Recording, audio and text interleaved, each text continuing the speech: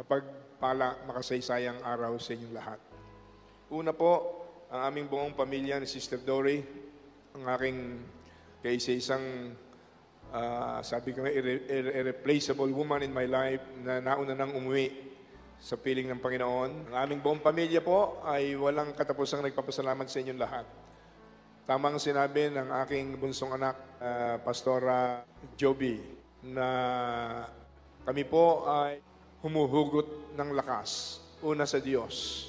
Pangalawa, sa mga JIL people, kasama na ang mga anak ng Diyos sa iba-ibang simbahan, iglesia, na natutuhang makilala at mahalin ang aming minamahal na Mayor Johnny. Hindi ko dapat makalimutan magpasalamat sa kaparian ng Bulacan. At ito po'y kumalat sa social media at may mga bumati pa sa akin galing sa iba-ibang churches. Tuwan-tuwa sila ng isang Mayor Johnny Villanueva, a humble servant of the Lord, ay nakatouch ng puso ng di kayang bilang mga taong sa kanyang ipinakitang katapatan, pagmamahal sa Diyos at sa bayan. Kahapon po ay narinig ko si Congressman Sherwin, ang butihing asawa ni Johnny. Sabi niya, isang taon na, kahapon ho ang tawag ay babangluksa. Ang sabi ni Sherwin, ang ibig sabihin ba ng babangluksa ay matitigil na, titigil na ang pagluluksa, titigil na ba ang pagmamahal sa aking kabiyak? Ibig sabihin, hindi po pwede sa kanyang tumigil ang kanyang pagmamahal. At gusto ko rin sabihin sa lahat na alam ko na inunawaan ninyo kami sa aming pamilya, ang aming natitirang 3 anak ni Sister Dory, si Mayor John, si Senator Joel, at si Pastora Joby. Ang aming buong sambahayan po ay hindi maaaring tumigil sa pagmamahal, maging sa, ewan ko kung ano pang salita meron, yung magandang salita tungkol sa pagluluksa. Sa mata ng Diyos, ako po, habang nabubuhay, hanggang makaharap ko ang Diyos sa rapture of the church, hindi mo mabawasan ang aking pagluluksa. Kuminsan po ay hindi ko matanggap. Nasa loob ako ng bathroom, kuminsan bigla ko na lang iisipin, totoo ba ito? Totoo bang nangyari sa buhay ko ito? Na halos magkasabay na wala ang aking mahal na asawa at sumunod pa ang aking mahal na anak. Hindi ako makapaniwala ko. Minsan pagising ko sa umaga, totoo ba?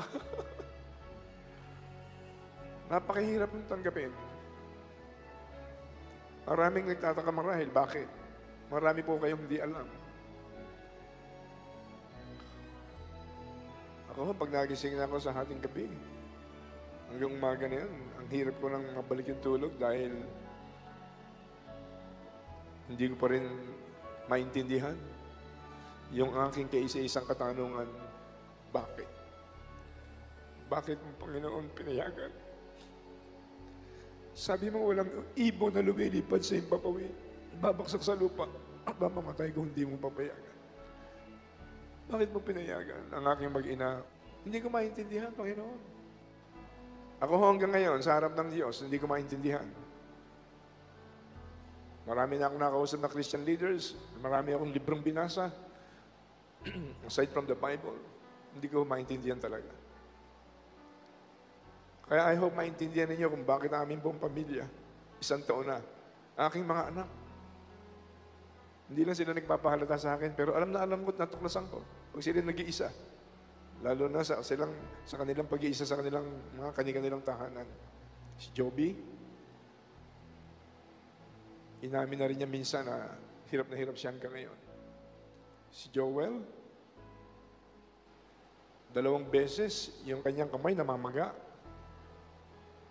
Hindi naman siya nagsabi sa akin, may nagsabi lang sa akin, na magkakasuntok sa pintuan ng kanilang bahay dahil hindi niya matanggap ang biglang pagkawala, pagyao ng mahal na mahal niyang kapatid na Mayor Johnny. Nakasaksiyan ko rin yan. Magkasama kami sa dinner ni Joel sa ating parsonage kung saan ako nakatira. Biglang tumayo. Nagulat ako. Pumunta ko sa isang sulok at doon nag-iiyak. 2 times po yun. Yung aking panganay na anak, si Mayor John John. Madaling araw, ruming yung telepono ko. Paghawak ko sa tala, bakit? Hangul-ngul ng hangul-ngul. Daddy, hindi ko rin maintindihan. Hindi ko matanggap hanggang ngayon. Sabi ko sa Diyos, sana ako na lang ang kinuha niya. Pambihira itong nangyari sa aming pamilya.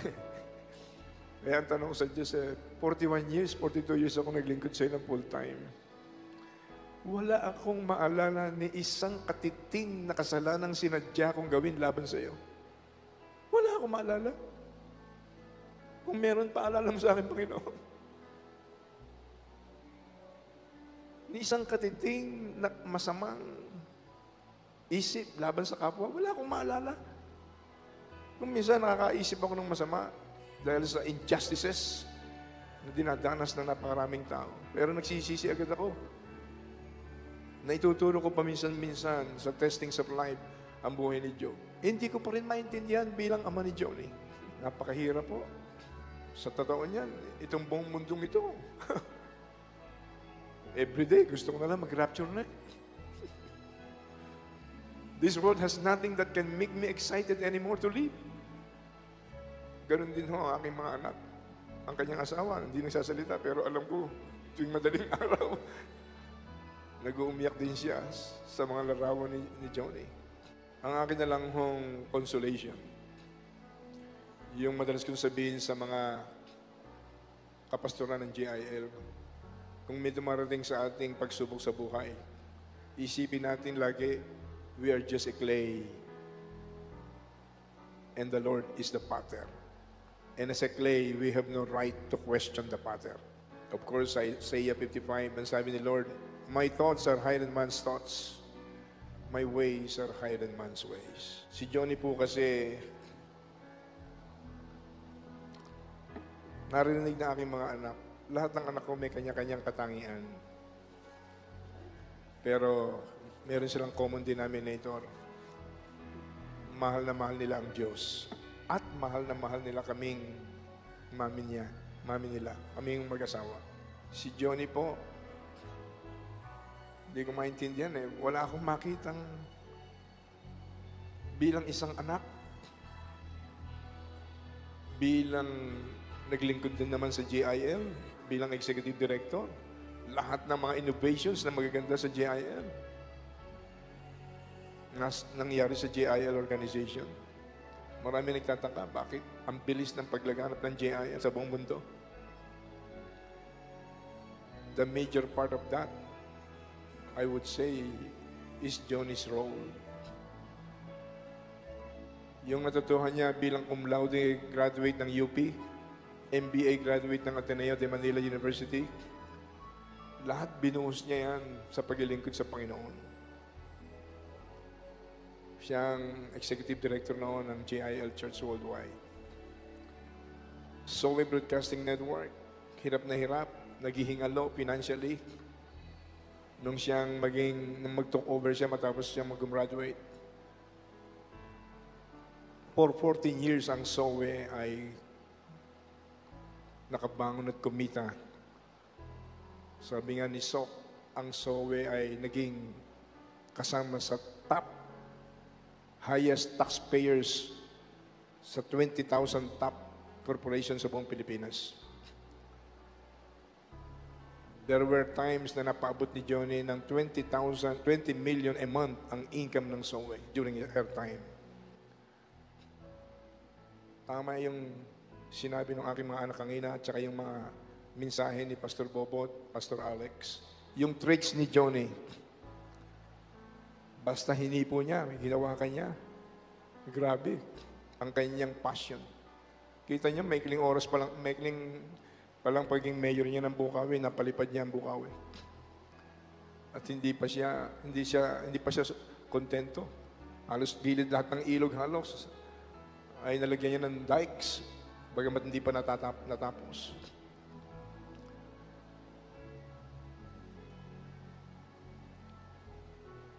Hindi ko na pwedeng sabihin pa yung ibang mga personal.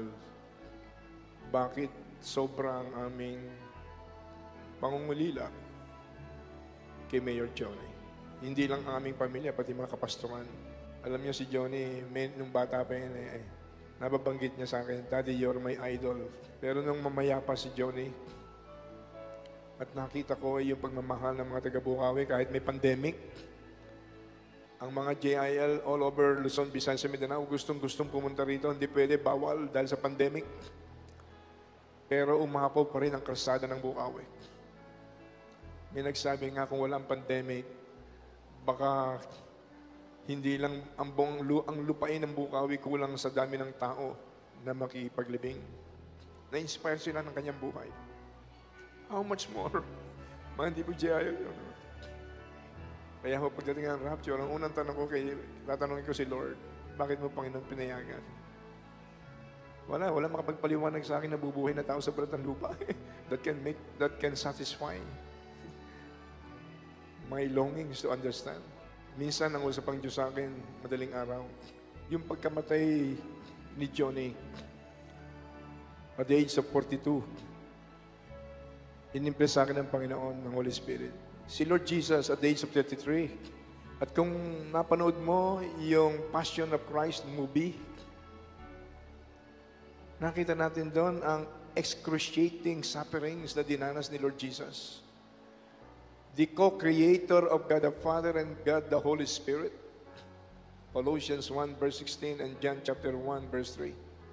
Co-creator of heavens and the earth ng God the Father and God the Holy Spirit.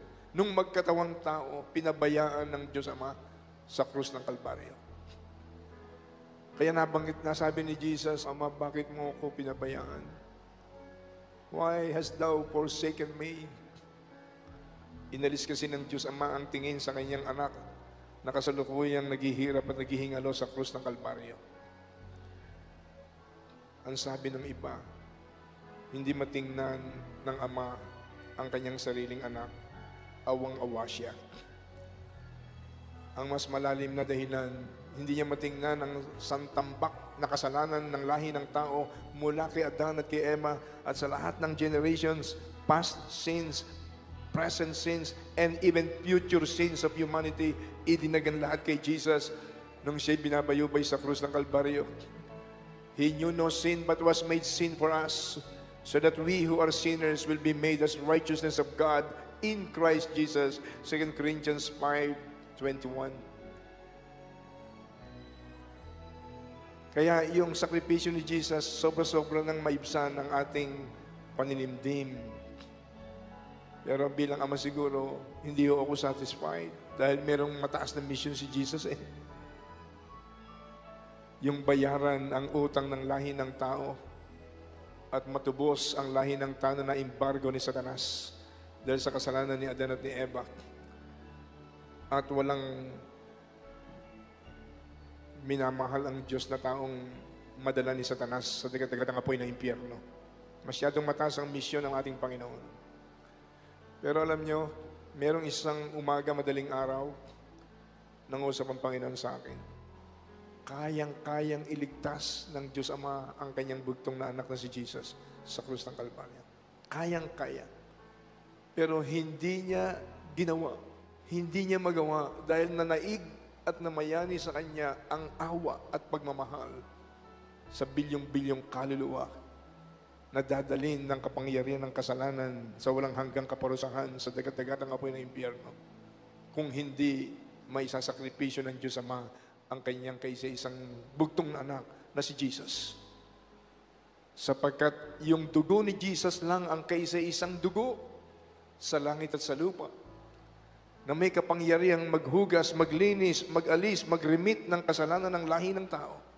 Sapagkat ang dugong iyon ay exempted sa original sin because of the virgin birth of Jesus. Ang lesson sa akin ng Panginoon ng madaling araw na iyon, Napakabigat na ang hirap na dinanas ni Jesus.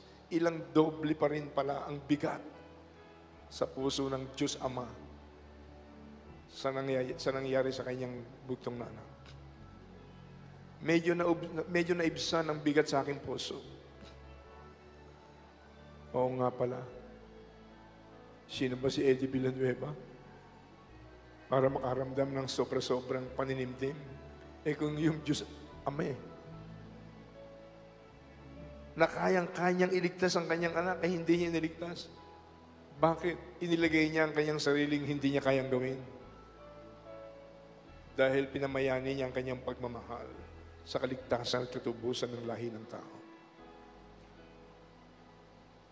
Kaya nagkaroon ng malalim pang kahulugan ang John 3:16. Naalala kong Romans 5:8. Hindi po namin kayang bayaran ang halaga ng mga tunay na nagmahal at patuloy na nagmamahal kay Mayor Johnny. Pero ang aming dasal at panalangin, ang Diyos ang magbabayad sa inyong pagmamahal na ipinakikita pa rin kay Mayor Johnny. Pinaalala na ng Diyos sa akin, ipaalala ko sa inyo ang prinsipyo ng Panginoon. Sa Matthew chapter 10 verse 40, sabi ni Lord Jesus, those who receive me, receive my Father. And those who receive a prophet in the name of the prophet will also be entitled to receive the prophet's reward. And those who receive a righteous man in the name of a righteous man will also be entitled to receive the righteous man's reward. Sa akin hong pagkakilala sa aking mahal na anak na Johnny, alam ko po, hindi kayang sukatin ang corona, ang gantimpala ang ibinibigay ng Diyos sa kanya sa kalangitan. At gusto kong sabihin sa inyong lahat na pinadama ng Panginoon sa akin, di man namin kayang bayaran sa pagmamahal at support ang ibinigay ninyo kay Mayor Johnny. May pangako ang Diyos ang tumanggap, sumuporta at nagmahal sa isang tunay na anak ng Diyos, si Mayor Johnny Villanueva Tugna.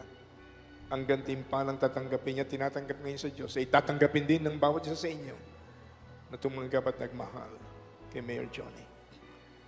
Yun po ang consolation sa puso naming pamilya, na ang Diyos namin ang magbabayad ng inyong pagmamahal.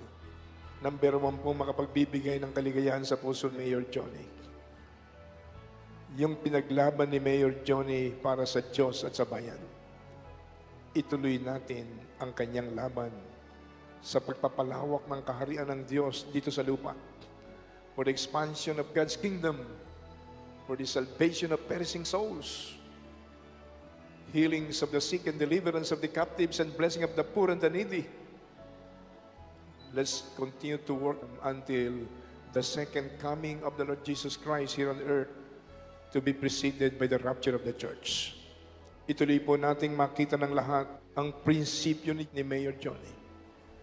Ang kanyang maalab na pagmamahal sa Diyos, paglilingkod sa Diyos ng katapatan sa magitan ng paglilingkod sa kanyang kapwa't bayan.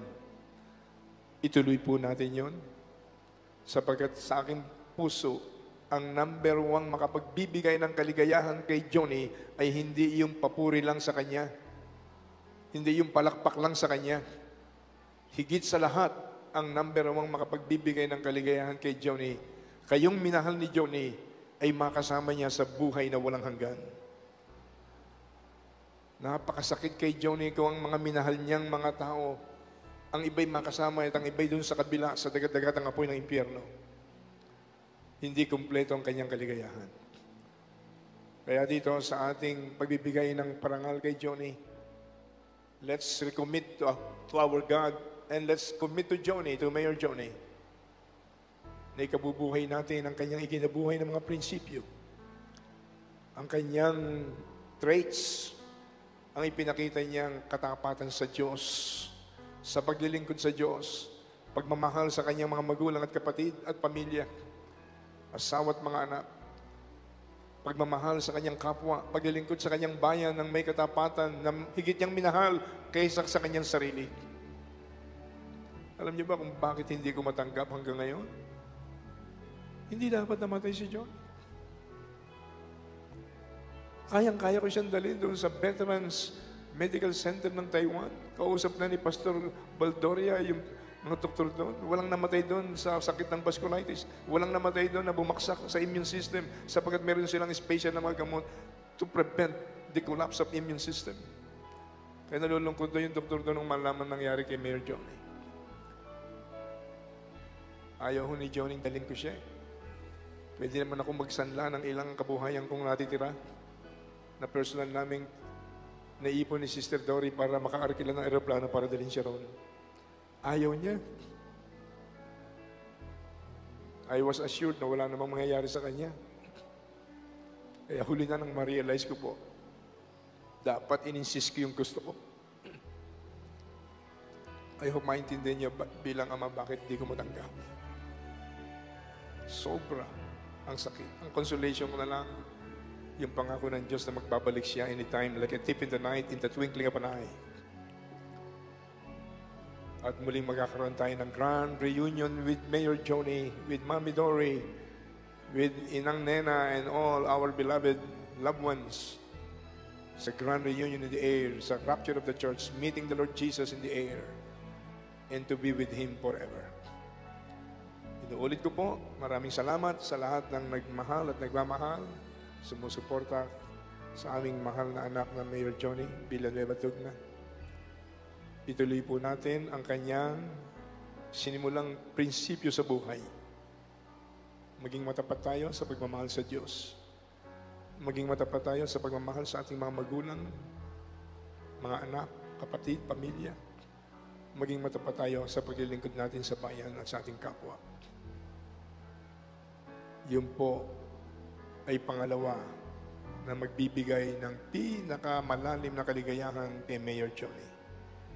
At ang unang nga po, number 1, yung makita niyang kayong lahat, tayong lahat, nabubuhay na may katiyakan ng kaligtasan at buhay na walang hanggan. Para sa eternity, itutuloy natin ang fellowship with her.